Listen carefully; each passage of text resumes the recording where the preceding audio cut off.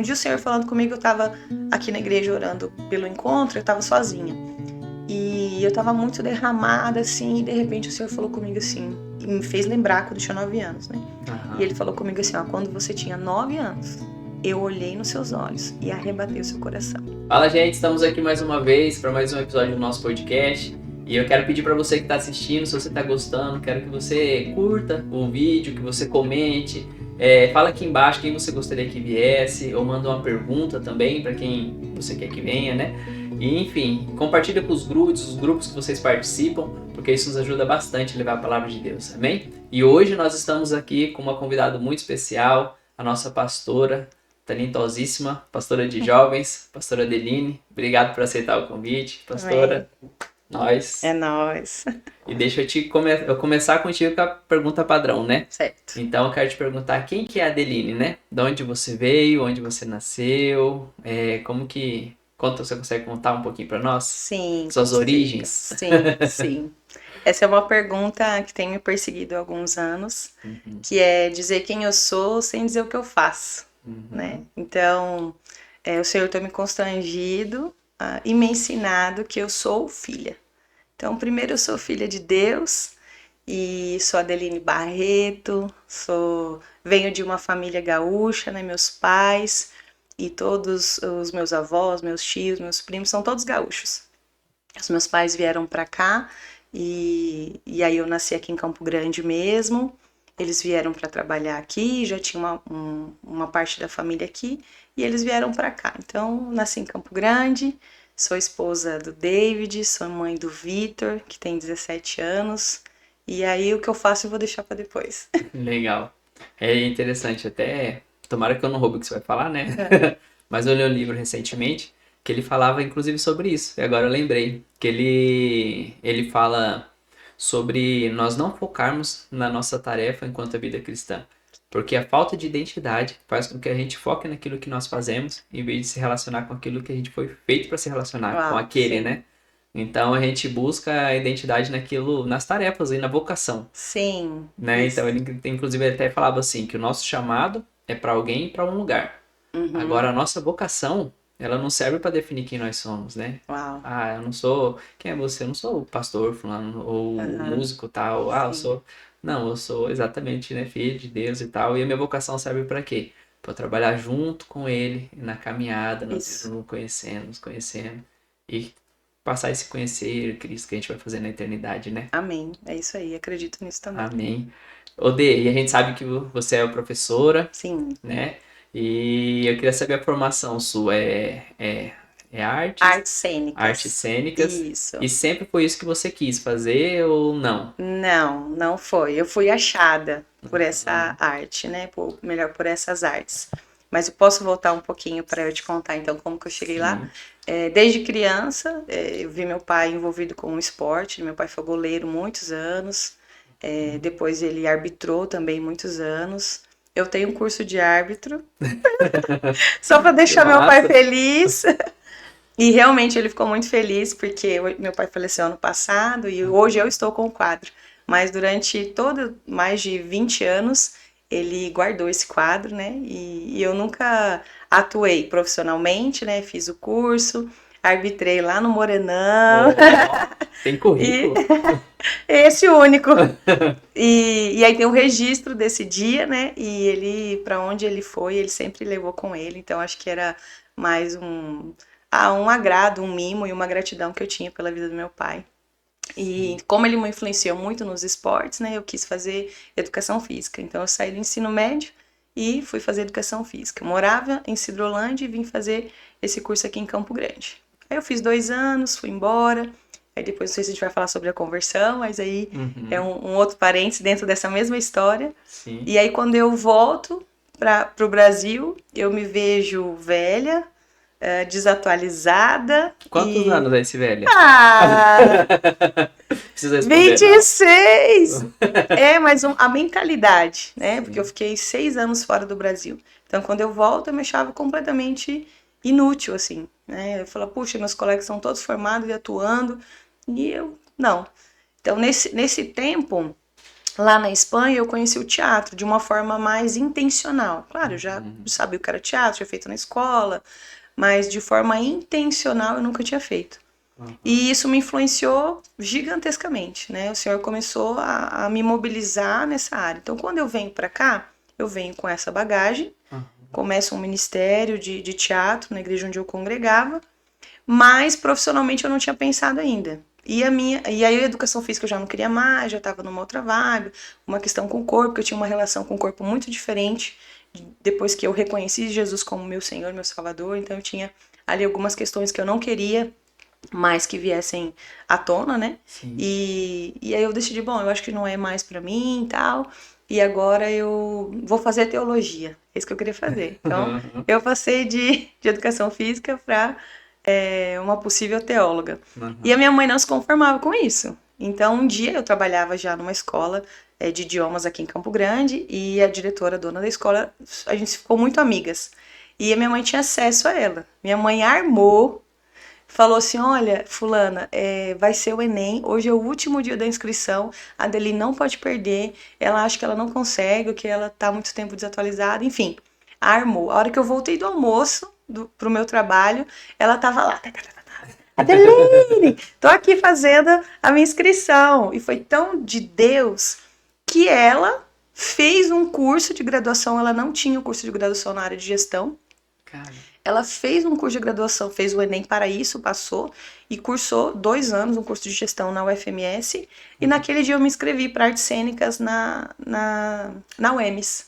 Aí foi aprovado, passei, estudei 4 anos, depois fiz uma especialização em arte e cultura regional, depois disso eu fiz o mestrado, e é isso, não parei, quero continuar, né? Quero tentar um doutorado em breve, se Deus quiser. Teve algum desafio, assim, que você, quando você entrou pra artes, assim, que eu pergunto porque a Tamiris compartilhou algo comigo, né, uma vez. Ela falou assim, amor, as pessoas acham que vão entrar no curso de letras, por exemplo, que é a área dela, né, e vão aprender gramática, e vai ser não sei o que e tal. Mas é frustrante se você entrar com isso em mente. Sim. Porque você não aprende em nenhum momento gramática e tal, não sei o que. Eles entendem que você já sabe, né, aquilo lá. Isso. E no Arts teve, tipo assim, você falou, nossa, eu vou fazer isso, e chegou lá, totalmente diferente. Pra mim não tanto, porque eu cheguei desconhecendo o curso, né? Eu sabia que era uma licenciatura, então eu sabia que eu seria professora. E como eu já dava aula de teatro, já muito intuitivamente, né, com pequenas oficinas, cursos de uma semana que eu tinha feito, então eu já tinha essa pegada mesmo de professora. Então eu não fui surpreendida nesse sentido, eu fui surpreendida ao tanto, cada texto tinha no mínimo 12 páginas, isso eu fui muito surpreendida, né? A gente não estava acostumado a ler um texto de 12 páginas. E hoje... Não, decorar não. Eram textos filosóficos, textos que davam embasamento para os conteúdos do teatro, conteúdos da dança, porque artes cênicas que eu fiz aqui na UEMS ainda era um curso híbrido, né? Então era habilitação em dança e teatro, para o ensino, dança e teatro na educação. Então, eu não fui surpreendida nesse aspecto. Mas eu convivi com colegas que sim se surpreenderam, porque eles já vinham, por exemplo, de uma atuação profissional em dança. E não era um bacharelado, era uma licenciatura. Então lá nós não trabalhamos nenhum tipo de técnica, um estilo específico de dança. A gente não aprende tango, a gente não aprende o balé clássico, que é similar ao que a Tamiris falou sobre a gramática, né? Então, você vai fazer uma letras em inglês, você não sai fluente em inglês, você precisa ter, né, isso anteriormente. E é a mesma coisa nos cursos de licenciatura aqui, é a mesma coisa. Então, teve sim esse desafio, mas não diretamente comigo, mas convivi até hoje. Hoje eu dou aula lá e até hoje eu tenho que explicar para os alunos. No primeiro ano você chega aqui, você vai ser um professor. Claro, você tem um leque de oportunidades. Sim. A partir dali, você pode trabalhar em diversas academias, escolas de dança, de teatro, né, grupos de teatro, mas o objeto principal é ensinar, né, e não o ser artista, professor, pesquisador. Que massa. E isso agregou, você vê que agregou ministerialmente também, essa formação e tal? Muito, muito. Logo que eu fui, que eu passei, né, e fui chamada, eu recebi uma mensagem no Facebook, o coordenador da época me achou no Facebook e começou a conversar comigo, falou, você já viu que você foi chamada, tal, e sem me conhecer, obviamente, né, mas ele fez aquele engajamento e perguntou por que você escolheu artes cênicas, né, aí eu falei, porque eu sou uma pessoa cristã e eu já trabalho com isso aqui de forma intuitiva e eu quero, né, me profissionalizar, eu quero saber o que eu estou fazendo, quero me desenvolver enquanto profissional da área, né? Então, eu já entrei lá também com esse pezinho, né? Assumindo a minha posição de cristã, né? Então, isso também fez a minha trajetória ser um pouquinho diferente. E é isso. Que massa, Dê. Agora uma pergunta pessoal minha. Certo. Eu tenho muita curiosidade de saber isso. Como que é, não sei se tem como explicar também se é possível, né? Se é tão abstrato às vezes, mas como que é o processo de criação da peça? Porque assim, a gente vê o espetáculo do Illumine todo ano na igreja, né? Sim. Todo final de ano a gente vê um espetáculo, sempre é uma peça nova. E pra mim, quando fala de, você é criativo, não sei quem é criativo, cara, pra mim criatividade são as peças do Illumine, porque eu fico olhando aqui lá e falo, cara, da onde que saiu isso? Né? Igual, do nada, um ano passado teve até um haka, acho que chama, né? Um haka. Haka no meio da peça, Foi. e daí depois as pessoas com uns materiais cenográficos que você olhava ali, mesmo que vocês não tenham montado uma cela, parecia uma cela e tal. E como que é esse processo, assim, nasce de Posso fazer uma coisa que eu escrita? sempre quis fazer? Sim. Clica no cardzinho aqui, ó, vocês vão ver a peça do Illumine. É boa. Aqui, bom, a gente tem uma série, uma infinidade de caminhos para o processo criativo. Né? Então, como eu trabalho na Illumine, com um processo colaborativo. E o que isso quer dizer? Que todo mundo participa do processo criativo, né, de experimentação, de criação de personagem, de cena e tal. Então, eu vou administrando o nosso processo, né? Isso eu no teatro, a professora Kelly, essa cena que você está falando é da parte da dança, então ela também trabalha com os alunos dela da mesma forma, e todos os professores, você já deu aula, você sabe, né, que a gente tem esse compartilhar, né? Entendendo que todo ser é criativo, porque somos imagem e semelhança de Deus, então todo mundo carrega isso em si. Então a gente só faz o quê? Mobiliza, movimenta e deixa fluir as ideias. Como? Cada ano eu faço uma provocação diferente. Às vezes a gente começa pela criação do personagem. Vamos experimentar aqui, e aí faço 3, 4 semanas experimentação de corpo. A partir dali a gente vai unindo histórias. Então esse personagem vai interagir com o outro, e aí começa a se dar uma cena, e a partir disso aí pode virar um espetáculo. Sim. Isso aconteceu já em algumas peças, mas de uns 3 ou 4 anos para cá, o Senhor tem me dado temáticas. Então, por exemplo, aquela temática das caixas, né? Arautos de Salém, a peça Arautos de Salém. As pessoas carregavam caixas, né? E a gente estava vivendo num momento onde estava havendo muita cura e muita restauração ao nosso redor e muita demanda disso também. Então, nós entendemos que era um tempo de artisticamente falar sobre esse assunto. Que massa.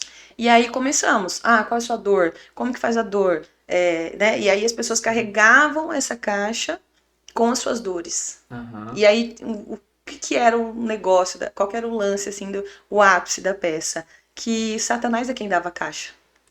Então as pessoas chegavam, sem dar muito spoiler, mas já dando, as pessoas chegavam aqui na igreja e eram recebidas por um lorde, que era o Satanás.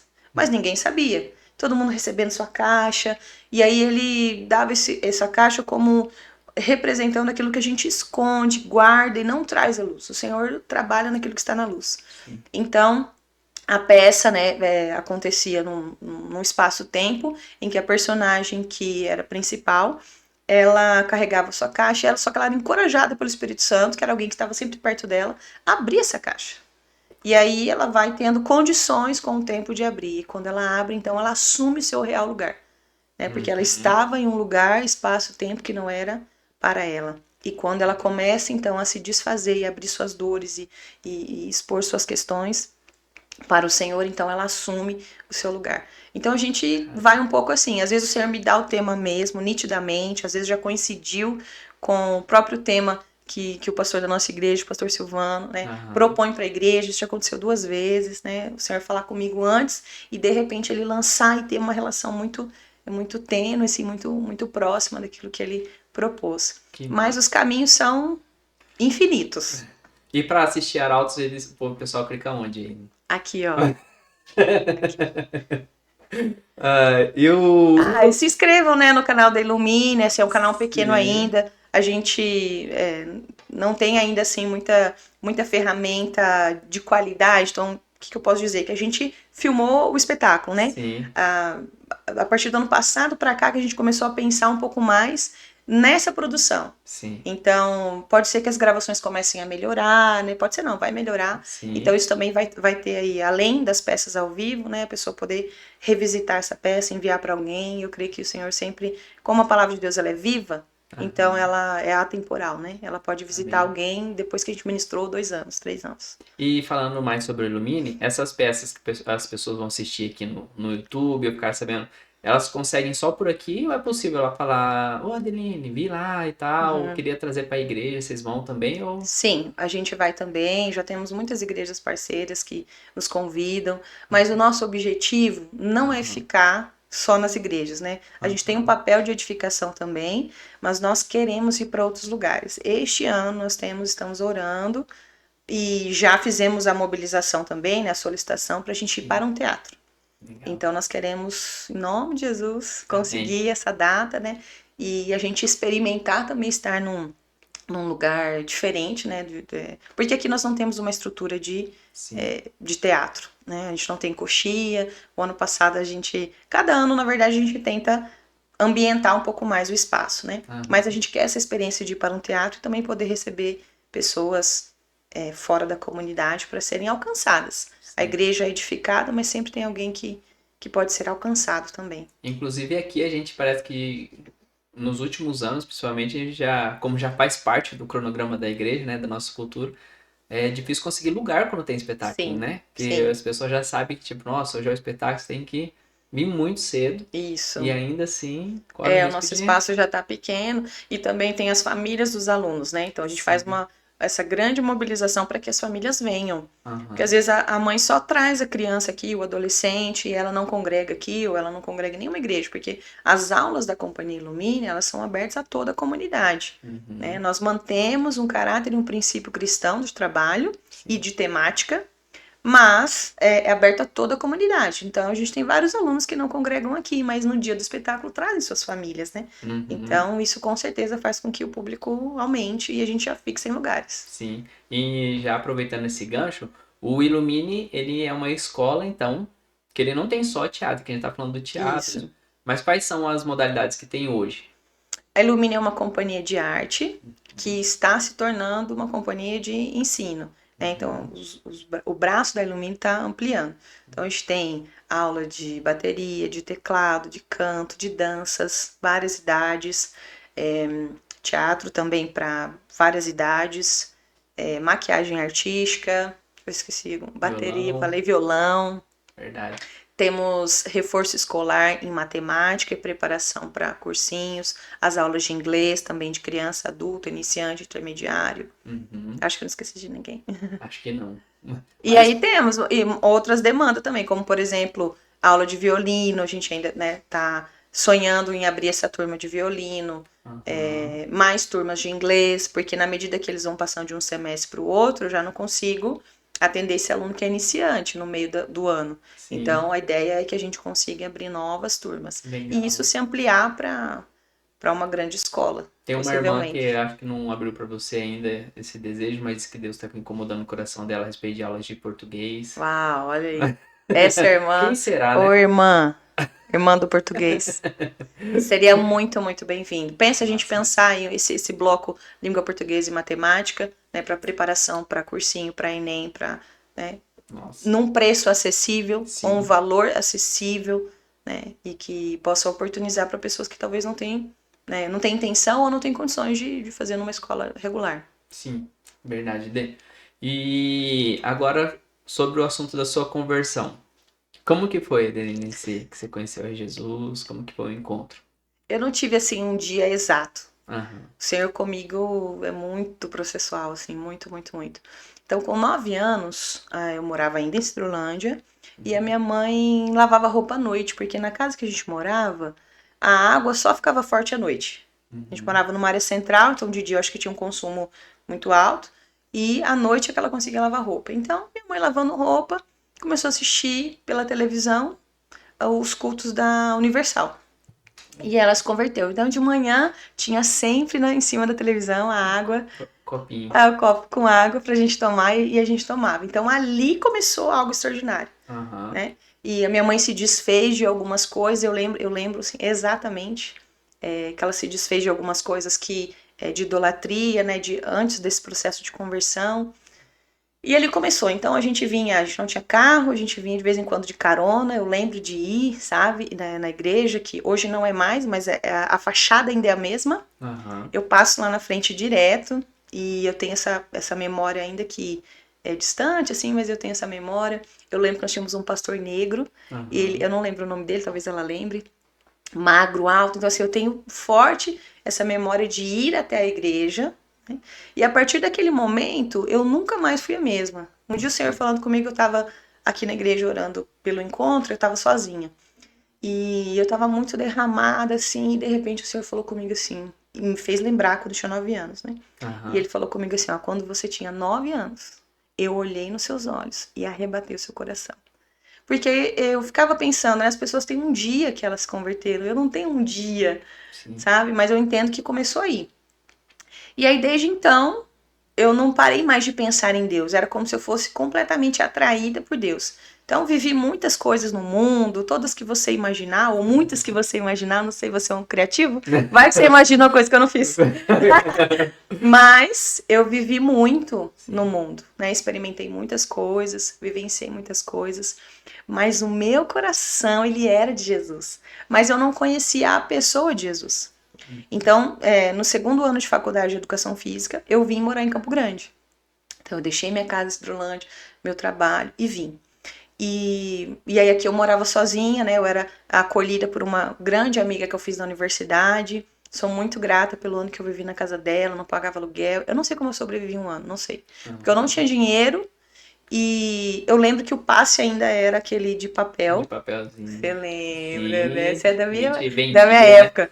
Exatamente. Né? Então, assim, eu trabalhava perto, morava onde eu trabalhava em troco da minha bolsa de estudos. Então, eu dava aula já de educação física, de dança, inclusive, num projeto social que era da Universidade Dom Bosco, como parceria. E aí eu não pagava faculdade, mas aí eu não sei como que eu vestia, como que eu comia, como que eu andava. Eu sei como que eu andava de ônibus. Porque, se eu não me engano, era o último domingo do mês que era grátis. Era mesmo. E aí eu ia de ônibus e tal. Então eu ia de bicicleta trabalhar, ficava meu absorvente, minhas coisinhas pessoais, tudo, eu comprava com o ticket, com o passe de ônibus. Que, inclusive, era na esquina da minha casa, tinha um lugar onde eles... Nem era todo lugar, né, que comprava e tal. Enfim, então... E era dinheiro, né? Era dinheiro, tipo assim, sei lá, dava, exatamente. Tipo, o passe era R$2,50, eles compravam por R$1,20. Não, perdão, por R$2,20, né?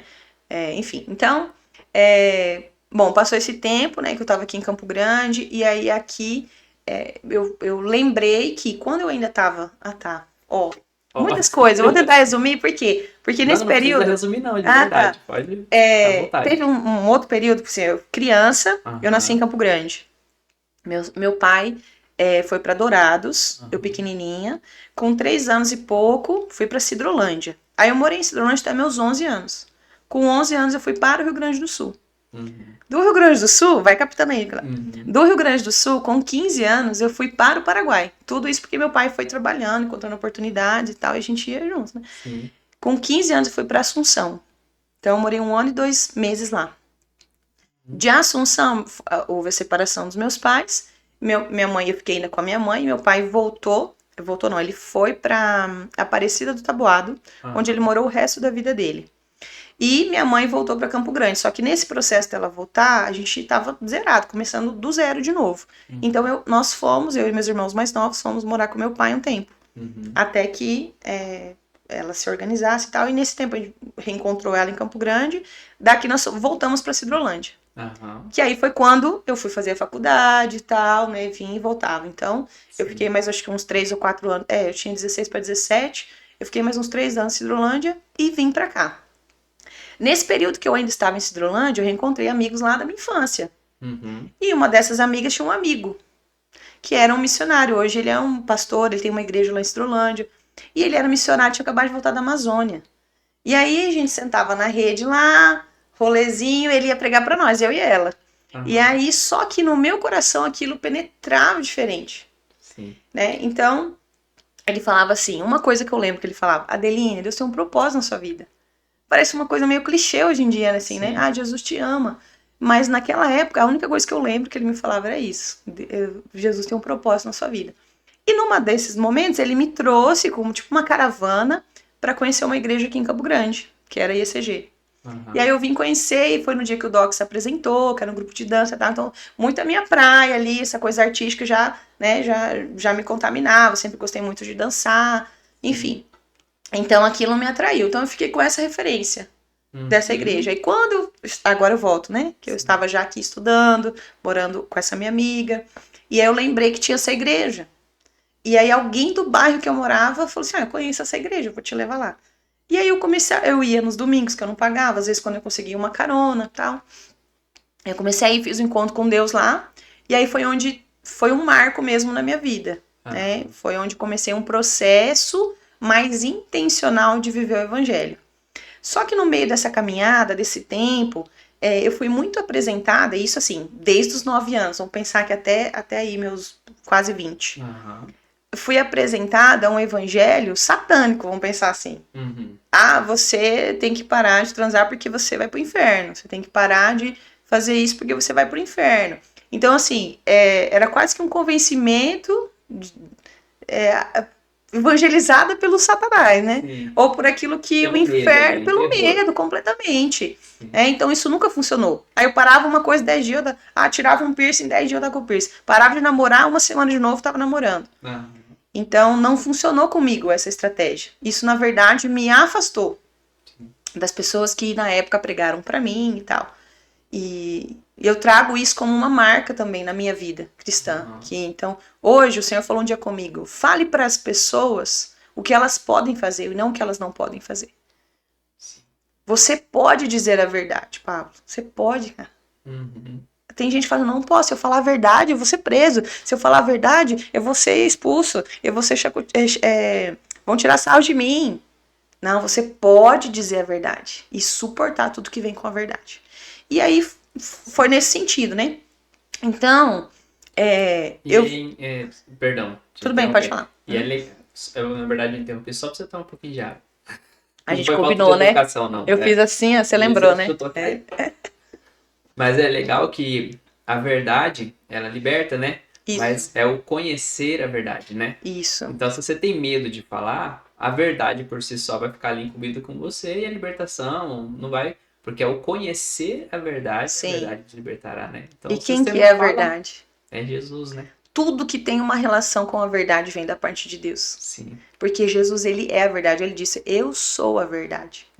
Então, é essa verdade que a gente precisa conhecer. E tudo que é desdobramento da verdade vem da parte de Deus. Né? Então, tem uma relação direta com o Senhor e liberta sim. Então, eu participei do encontro. E muito perto do encontro, teve um show da Sara Shiva. Você tá me ouvindo, Sara Shiva? Teve um show, ela tinha poucos anos de convertida, ela ainda cantava, ministrava. Hoje eu acho que ela não canta mais, mas na época ela cantava. E ela veio fazer um show aqui em Campo Grande. E eu fui nesse show. Isso eu acho que era outubro de 2003.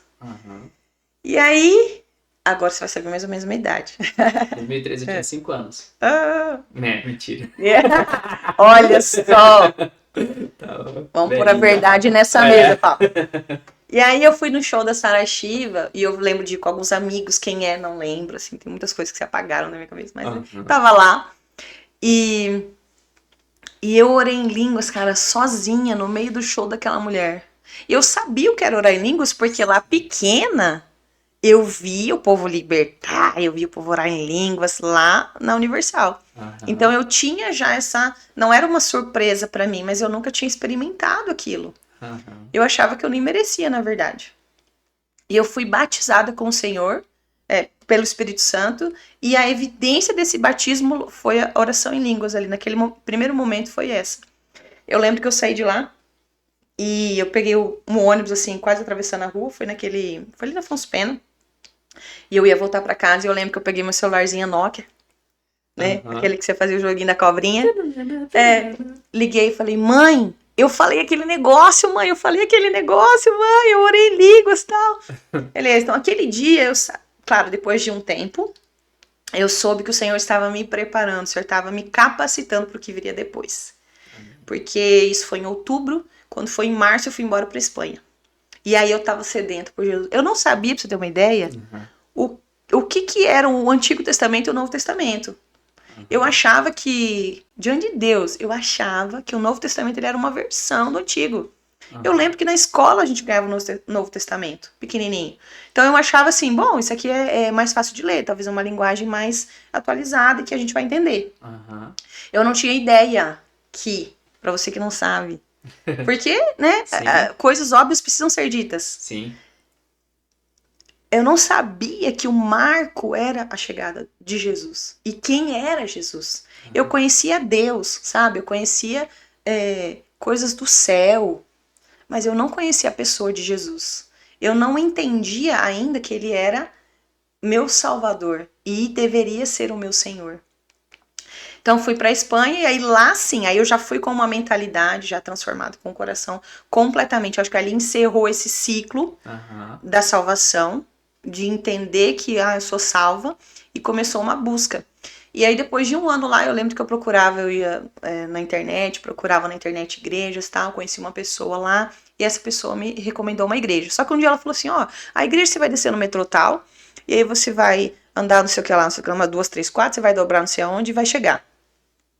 Muito bem, no dia que eu consegui decidir ir nessa igreja, eu não lembrava mais do que ela tinha falado, eu só lembrava do metrô que era. Só que lá, assim, não sei se você passeou na Europa, você vai saber, talvez, que os metrôs, às vezes, a mesma saída, a mesma linha ali, ele tem, sei lá, 3 saídas muito distantes uma da outra. Se você sai em uma saída errada, você não vai achar, porque é completamente longe, sei lá, é uns 150, 200 metros pra frente uma da outra. E quando eu estava no metrô e que abriu a porta, eu saí, o Senhor falou comigo. Como eu tinha sido lá batizada pelo Espírito Santo, então eu já tinha o Senhor dentro de mim realmente. Sim. Então eu já estava ouvindo ele dentro de mim. E aí o Senhor falou comigo, você vai descer aqui, lê essa placa. Eu li, você vai sair na rua tal. E aí agora eu não lembro mais a rua, né? Mas eu lembro da flecha, eu lembro da cena tudo. Sobe essa escada aqui, assim, como se tivesse alguém ali falando no meu ouvido. Sim. Sobe essa escada, tal, subi a escada, saí, agora anda 2 quadras. Quando eu virei, eu enxerguei, porque lá as igrejas não são como aqui, né? A fachada é muito diferente, lá tudo, a estética, né? Sim. Da arquitetura é diferente. Então não tem cara de igreja, tem cara de apartamento. Mas na porta tinha o Senhor. E eu falei, aqui é uma igreja. E aí o Senhor me levou até lá.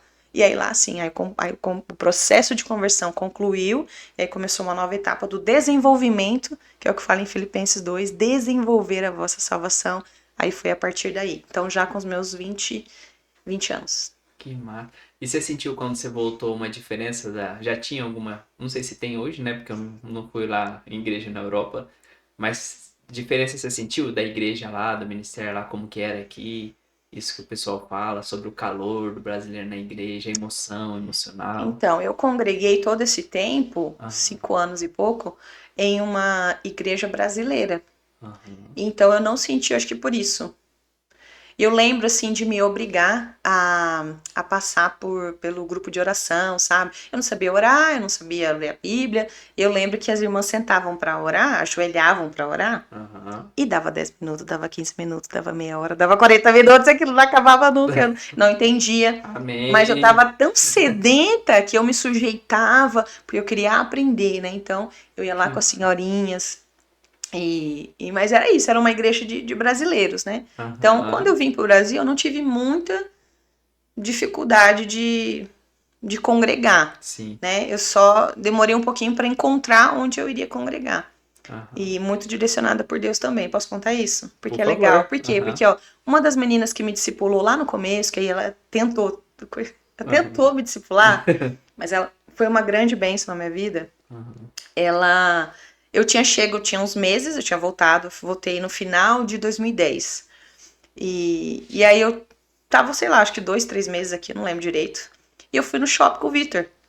E aí, de longe, eu vi ela e ela me viu e ela falou assim, tipo assim, ela lembrou do meu nome 6 anos depois. E eu falei, aí eu fiz assim, sim, né? Daí eu fui lá, oi, Noíse e tal. Abracei ela. Ela falou assim: olha, eu não congrego mais naquela igreja que você me conheceu. Mas eu visitei uma igreja que eu acho que foi a sua cara. Tipo assim, como que sabe que é a minha cara, né? Mas acho que ela foi muito usada por Deus mesmo. E eu já estava procurando, desde quando eu voltei, eu estava procurando uma igreja, eu tinha visitado umas 3 ou 4, não tinha me identificado. E você acredita que a igreja que ela me falou era duas quadras da minha casa? Caramba. E eu não tinha encontrado aquela igreja, eu não tinha, era uma rua meio assim que eu não ia, não conhecia. E aí, o primeiro dia que eu visitei, eu falei, aqui é o meu lugar. Por esse tempo, é aqui mesmo. E aí eu fiquei já e nunca mais saí. Nunca mais saí assim. Até que meu ele gato me apareceu. pescar lá. É. Que massa. Ô, Dê, e daí tem até umas perguntas que o pessoal mandou aqui no Instagram. Posso fazer pra você? Que tem uma que eu Pode. acho que é em relação a isso, que Então você ia vamos falar lá. agora. Uhum. Tá bem assim, ó. Como foi para você trocar a igreja que você congregava e seguir o marido? Cara, não foi fácil, Pablo. Eu jurava que era ele que ia pra lá. Porque eu estava assim, em desenvolvimento e ascensão do meu ministério artístico lá. Então eu achava realmente que as portas estavam se abrindo, né? Que eu ia funcionar a partir daquela congregação. Né? Isso falando de serviço mesmo, de servir a Deus por meio da arte a partir daquela igreja. Sim. E então foi muito difícil. Aí no começo a gente entrava em algumas discussões. E aí ele, já discipulado pelo pastor Silvano, ele falava, Deivão, você não discute com ela, você só ora. Então assim, a agosto nós começamos a corte, a gente já estava se conhecendo desde maio, ali em agosto a gente começou a corte. E com aquela coisa no meu coração, né? Ele que vai vir, eu tava liderando os jovens lá. Então, assim, eu era uma mulher solteira e liderava os jovens lá, uma coisa muito atípica, né? Então eu falava, cara, o Senhor tem algo, né? Então tinha muito temor daquilo, né? Mas ao mesmo tempo tinha muita expectativa. E quando foi dezembro, eu não aguentava mais calar. Caramba. E aí, assim, até eu acho que, sei lá, outubro a gente ainda discutia, assim, né? Ah, Sim. não sei o quê, né? Porque eu não fui ensinada como ele foi. Então, ele teve que ter paciência e sabedoria. E como eu era e sou uma mulher forte no quesito, assim, sou uma colérica, né? Então, eu sou um pouco obstinada. Acho que o meu pecado maior é a obstinação, né? Então, aquilo que extrapola um pouco, né? Então, vou obstinada ali e tal, vou conseguir o que eu quero. E na verdade, não, o Senhor foi mudando meu coração, moldando meu coração. E quando foi dezembro, eu pedi liberação para os meus pastores, né? Quem me discipulava, o pastor Franklin e o pastor presidente da igreja, o pastor Dinho. Eles me abençoaram para eu vir uma semana aqui e um domingo aqui, um domingo lá. Então, às vezes o David ia comigo, como ele me estava no louvor, às vezes ele não ia e tal, mas eu estava uma sim, uma não. No primeiro dia que eu vim, eu tava com uma camisa branca, uma calça jeans e um sapato. A hora que eu entrei aqui, as pessoas começaram, a noivinha, meu Deus, ai meu Deus. Porque as pessoas amavam tanto o David e torciam tanto para que ele encontrasse uma esposa que foi muito fácil as pessoas me amarem, né? Até elas me conhecerem. Mas até elas me conheceram, elas me amaram muito fácil. Caíram nessa por amor a ele. Né? Então eu fui muito bem recebida aqui. Em janeiro, o pastor Franklin voltou das férias, né? Aí o pastor, a gente precisa conversar, ele já sabia, né? Depois, muito tempo depois, ele falou, Dei, o dia que você falou pra mim que ia conhecer o Deivão, naquele dia eu soube que nós te perdemos, né? E a minha despedida lá foi muito linda, porque foi liberada uma palavra de semente, né? Que eu seria semeada aqui na Sede Fome, mas que eles colheriam. E realmente foi o que aconteceu. Porque depois que eu saí, acho que era o problema. Depois que eu saí, o Ministério Artístico cresceu muito, né? Vieram novas pessoas e essas pessoas desenvolveram o trabalho de forma muito melhor do que eu poderia fazer, né? Então hoje eles são uma referência de arte aqui em Campo Grande. A gente já trabalhou juntas em outros momentos, né? Então, assim, a gente tem ainda essa ligação, né, artística.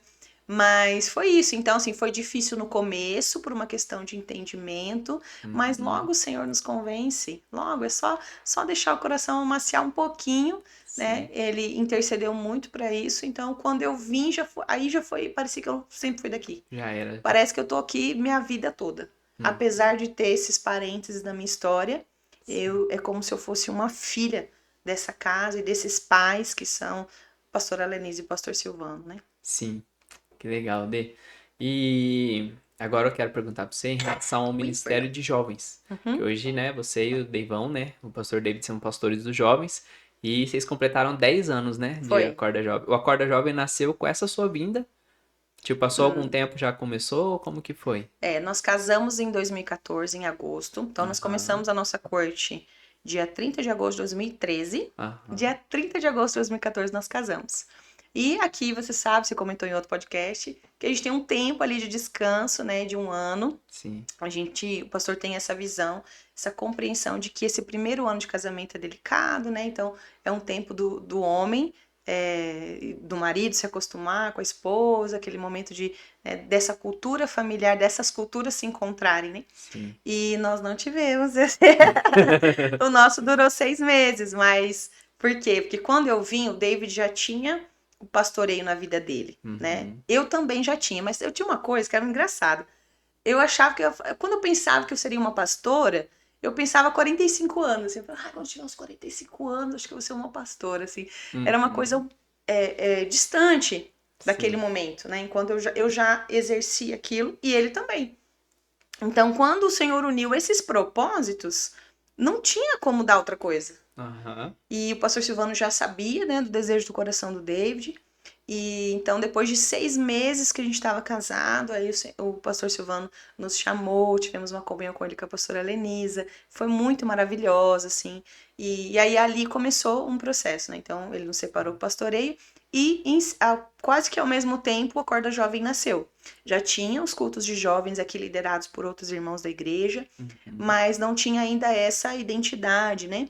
Sim. E aí nós começamos esse trabalho e já no primeiro acampamento, né, que a gente fez ali, um primeiro retiro que nós fizemos, o Senhor nos deu essa identidade de acorda jovem, né, que tem um duplo sentido, que quer Uhum. dizer acordar mesmo, literalmente do verbo acordar, tipo acorda jovem, ó, fique atento, né, Aham. Jesus te quer e ele quer te transformar, ele não te quer como você, ele não quer que você permaneça como está. E também a corda de 3 dobras, Sim. né? Que não se rompe facilmente, Eclesiastes 4. Então, é isso. E agora completamos 10 anos. Em fevereiro a gente fez o acampamento, foi muito, muito legal. O pastor Franklin estava lá, que era meu Então, pastor. O pastor Silvano estava lá. Foi uma benção, foi muito bom. que massa, Dê. E nesse tempo você vê que tem. Você consegue identificar um maior desafio, assim? Que você vê mudou a desafio de liderar jovens do começo para hoje, assim? Sim. No começo, a gente era muito tentado em fazer eventos, assim, né? Mas o Uhum. David e eu, a gente sempre teve muito consolidado no nosso coração o crescer para baixo, Aham. né? Então, a gente cavar mesmo um processo de humilhação, de transformação, para que depois os frutos viessem, né? E fossem frutos duradouros, que durassem para a eternidade, frutos de arrependimento e frutos que durassem para a eternidade. Então, a gente sabia que a gente viveu isso, né? Então, os Aham. eventos, eles são poderosos, mas eles não consolidam. Uhum. Então, a gente começou meio que um processo inverso, de consolidar, para depois fazer evento. Sim. Então, eu acho que a maior dificuldade foi a gente, aí eu vou colocar bem aspas aqui, atrair os jovens. Uhum. Primeiro que a nossa igreja tinha poucos jovens. E depois atrair os poucos que tinham, né? E atrair novos jovens. Uhum. Então, por quê? Porque nós fomos atraídos, na nossa vez, por muitos eventos. Sim. Né? Então, a gente não queria que fosse assim. Né? Que eles fossem atraídos pela presença mesmo de Jesus. Trazer Então, para a vida assim mesmo e isso. apresentar Jesus para ele. Isso. Não que isso não pudesse acontecer no evento, eu acabei de contar Sim. para você que eu fui selada, marcada num evento, Uhum. né? Então, não é isso, mas a gente não queria viver do evento, que o evento fosse um motivo. Eu lembro que quando a gente fazia reunião entre os jovens ali, os pouquinhos que tinham, não, vamos fazer isso, vamos fazer aquilo, muitas ideias, mas nosso coração não tinha paz mesmo. Uhum. Então a gente usava um equilíbrio. Eu sou a que mais quer um movimento e o David é o que mais centrado nesse aspecto. Então a gente unia, falava, não, vamos fazer uma fogueira pelo menos. Aí a gente fazia uma fogueira, tal, era assim, maravilhoso. Aí sempre tinha alguém novo. E aí começou, então, vamos fazer agora o acampamento anual. Uhum. Então já no acampamento sempre alguém levava alguém, né? E aí daí que foi então o acorde se desenvolvendo. Mas eu acho que esse foi o maior desafio, a gente não se entregar a uma coisa que Deus não nos deu. Sim. Que é essa capacidade, eu acho massa, acho incrível alguém que consegue, que tem essa capacidade, nós não temos. É como se a gente precisasse sempre de alguém para fazer um evento, né? Porque a nossa característica é a proximidade, é esse aprofundamento, é esse enraizamento, essa renúncia para que os frutos possam vir de fato. Né? E não tem nada, né? Pelo amor de Deus, não estamos criticando o evento, nem Não, nada, né? de jeito nenhum. Mas é algo muito do céu e muito maduro você saber o que Deus tem pra você, né? Sim. Hoje eu tava lendo num livro isso, exatamente isso, que a gente se vislumbrar com que o chamado do outro, às vezes é um pouco perigoso porque a gente acaba sendo levado por algo que Deus não tem pra nós, né? Sim. Então a gente passa a desvalorizar as pequenas coisas, né? Uhum. E as pequenas coisas têm valor, têm Sim. muito valor, né? Esse livro que eu tô lendo é o Você Escolherá o Deserto. Uau. E daí ele falava sobre a importância de João Batista, dele ter escolhido um pequeno grupo para ministrar no deserto, enquanto ele era de uma família sacerdotal e poderia estar com uma posição no templo. Uau. Só que isso fez ele ficar conhecido e respeitado e tal, né?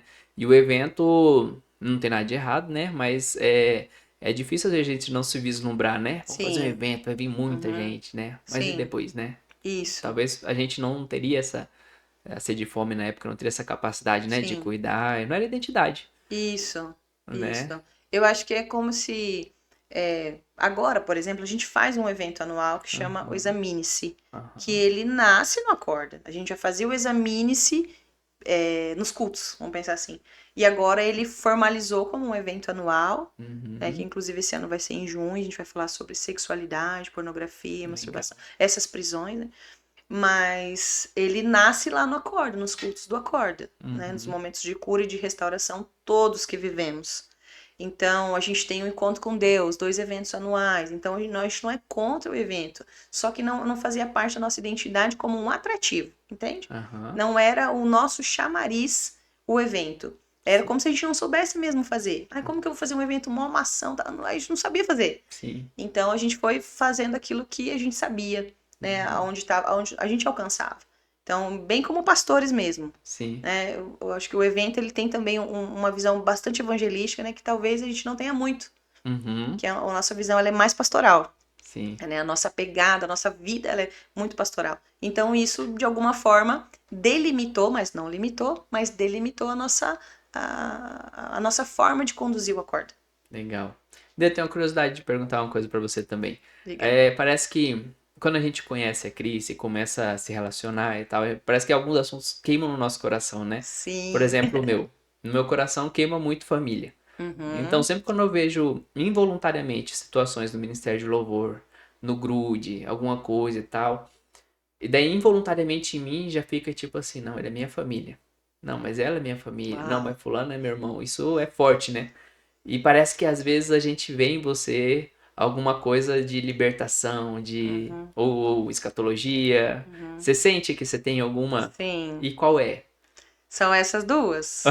Além da arte, Sim. né? Eu falo para os meus alunos, né? Quem está comigo há mais tempo já sabe, assim, do meu jargão. Que eu não faço teatro porque eu amo teatro. Eu faço teatro porque eu amo Jesus. Amém. Então é como se o Senhor me instrumentasse ou me instrumentalizasse para fazer algo, né? Para ter uma função no reino. Sim. Mas que o motivo principal são pessoas, né? É o Cristo nas pessoas. E então, tirando a arte, 2 assuntos que queimam no meu coração são esses: a libertação, né? A batalha espiritual de forma geral, que foi se desconstruindo e construindo ao longo do tempo. Então, hoje eu tenho algumas coisas que eu acredito muito, e que não são as mesmas de quando eu me converti, por exemplo, que eu achava no começo que a gente tinha que lidar com o demônio e com os demônios, e hoje eu acho que não, que a gente lida com o nosso pecado, a gente lida com a verdade. E a partir disso, então, eu posso ou não ter que lidar em algum momento com algum demônio, né? Com uma possessão, enfim, né? Mas quando fala libertação, a gente acha que é demônios tribuchando, a pessoa gritando, sendo exposta, e eu não acredito que esse seja o caminho ideal, né? Legal. Mas, se necessário, ok também. Né? Aham. E o assunto escatológico, né? O fim dos tempos, né?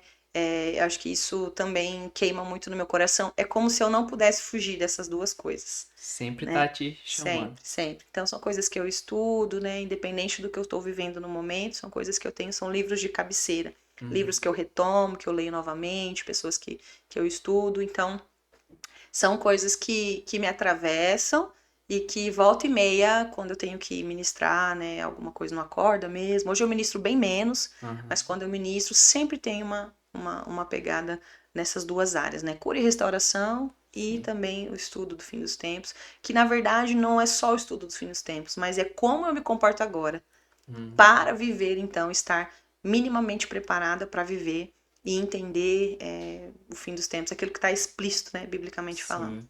Amém. Dê, o pessoal mandou umas perguntas aqui no Instagram. Vamos lá. Vou fazer pra você então, Tá tá? Pra gente caminhar pro final. A primeira pergunta, achei bem legal. Você vê como se tivesse desenvolvido o Vitor na artes ou foi algo natural dele? Não, foi algo natural. Só que não tem como negar que eu sou uma influenciadora. Não Aham. tem, eu sou mãe dele. Ele tá comigo na arte desde que nasceu. Eu fazia teatro antes dele nascer. Sim. Então ele estava comigo sempre. Na chuva, no frio, no sol, ele estava comigo. Mas, durante um tempo, eu até dei uma segurada, Uhum. né? Eu poupei ele. E eu dizia, falava, não, né? Vai que... Aí tinha, né, algumas questões também extras, né? Que falavam, não, ó, se fizer isso, vai acontecer tal coisa na sua vida. Se você for um artista, não sei o que lá. Então, eu meio que fiquei um pouco assim, segurando ele. Sim. E chegou um momento que não teve mais. Era uma escolha, era nítido. As pessoas que relacionavam com o Vitor quando ele era criança, elas falam pra mim, Dé, eu lembro o Vitor fazendo coreografia pra mim, contando uma história, fazendo teatro, pequenininho. Ele é muito talentoso, né? O meu TCC, pra você ter uma ideia, o Vitor tinha de 8 para 9 meses e eu estava em casa lavando a louça e tinha a máquina de lavar ao lado, aquelas que abrem na frente, né? Sim. E ele estava em pezinho ali e a máquina estava lavando e ele estava dançando no ritmo do barulho da máquina. E eu corri e tirei uma foto. Aham. Essa foto foi pro meu TCC da minha graduação de artes cênicas. Porque aí eu tava falando a respeito dessa dança que é intrínseca ao ser humano, que ela está em nós, em Sim. todos nós. Alguns vão se desenvolver, outros não. Né? Mas há uma dança que é nossa, um ritmo que está dentro do ser humano. Então, eu uso essa imagem, ele com 8 para 9 meses. Então, chegou um momento que foi irremediável, não teve como negar isso, e aí tá explícito hoje cada vez mais. Hoje ele é professor de teatro, né? Aham. E ele dança também. Que massa. Outra pergunta. Tá aqui, qual... Essa aqui eu perguntei pra você já, do desafio dos jovens, né? E daí tem mais uma assim, ó. Essa aqui é de uma fã sua, hein? Ai, meu Deus. Como manter a humildade sendo tão excelente e talentosa? Oh, meu Deus. Eu vou manter Depois te segredo, eu dou não vou falar que foi a cinquentão. pastora Lenisa, não. Ah, linda. Ah, te Ah, amo, obrigada. Não é fácil, porque como eu sou uma colérica e tenho linguagem de amor, palavra de afirmação, eu trabalho na prevenção, sempre. Uhum. Então, o David, ele é o que mais me ouve, né? Porque ele tá mais tempo comigo. Então, eu fico, meu amor, ó, meu coração tá assim, meu coração tá assado, né? E eu oro muito por isso, falo, Senhor, eu recebo todo o elogio que vier, né? Se for, porque na área artística, realmente a gente recebe elogio, é natural, um processo natural. Mas nós não fazemos isso pelo elogio, eu não faço isso pelo elogio, eu faço porque eu sou comissionada. Ai de mim se não fizer. Esse não é meu pagamento, né? Não, não é, exatamente. Uhum. Então, eu trabalho num processo preventivo mesmo. Antes do acontecimento, antes de eu estar aqui hoje, sabe? Eu falo, Senhor, eu sou só essa pessoa que estou fazendo parte de um propósito que é seu. Que a gente fala, o propósito de Deus na minha vida. Não, é o propósito de Deus. E eu sou colaboradora desse propósito. Se tirar o Espírito Santo de mim, eu sei bem quem eu sou. Uhum. Talvez eu não sei ainda quem eu sou em Deus, completamente. Mas eu sei quem eu sou sem Ele. Sim. Então, isso me segura muito. Isso me mantém exatamente no meu lugar, que é meu. Uhum. E aí tem uma outra coisa que o Espírito Santo sempre faz comigo, assim, que é me lembrar de quem eu era sem Ele e de alguns momentos específicos da minha história. Tem uma canção que me ministra demais, que é Poderoso Deus. Eu Uhum. lembro de estar vivendo, assim, a fase da minha vida mais libertina. E eu Aham. tive um amigo de trabalho que ele me emprestou um CD do Cirilo. E aí eu ficava ouvindo aquele CD, aquela música aquela ministração entrou no meu coração. Uhum. Então, quando meu coração quer endurecer, ou quando ele quer ficar orgulhoso, soberbo, de algum jeito essa música surge. E aí ela é como um gatilho que me faz lembrar onde eu estava. Então eu falei assim, ó, desce, desce, né, vem pra cá. Então, meus amigos, as minhas amigas que sabem que eu sou palavra de afirmação me amam muito, Uhum. né? Me afirmando, falando, vai dar tudo certo, né? Me mandam mensagem, eu falo olhando no olho. Mas, claro que isso eu recebo, claro, sempre como uma linguagem de amor mesmo. Sim. E eu acho que é isso. Acho que a estratégia que eu encontrei foi prevenir. Uhum. Não deixar, tentar não ser pega de surpresa, né? Então, colocar o meu coração sempre sabendo que sem Deus, cara, não tem nada de bom em mim. Nada, nada, nada, nada de bom. Sim. Eu tinha mais pergunta pra fazer pra você, mas acho que o nosso tempo deu, Ok. infelizmente. Mas já fica o convite pra próxima vinda, então. Beleza. E você queria dizer alguma coisa, deixar uma palavra, falar sobre Ilumine? A gente vai deixar aqui na descrição do vídeo o Instagram do Ilumine, do Acorda Jovem. Uhum. Lá no Instagram, provavelmente eles vão ter o contato, né? Pra Sim. entrar e tudo mais. Mas você quer deixar uma palavra, falar algo a mais? Eu acho que eu sou grata a Deus mesmo, Uhum. né? Por tudo que Deus oportunizou eu ser e fazer. E obrigado aos meus irmãos, né? Que me apoiam demais, demais. Obrigado pelas perguntas. E é isso. Quero agradecer essa oportunidade, né? Dizer que eu estou disponível e disposta para você que quiser conhecer Ilumine, quiser conhecer o Acorda Jovem, nossa igreja. E é isso. Obrigada de verdade pela participação aqui nesse podcast. Amém, Ney. Obrigado. Obrigado por ser essa pessoa que eu vejo que você dá cor para nossa igreja, assim, com a arte, com todos esses teatro e tal e tudo mais. E a gente vê você também como uma mestre, que você é Amém. muito sábia. Vou falar mais agora que eu sei que sua palavra é de afirmação. Mas enfim, obrigado. Amém. Eu Obrigado que pelo convite, foi agradeço. uma benção. Amém. Valeu. Valeu, Obrigadão. Dê. Valeu, Tamo El. junto.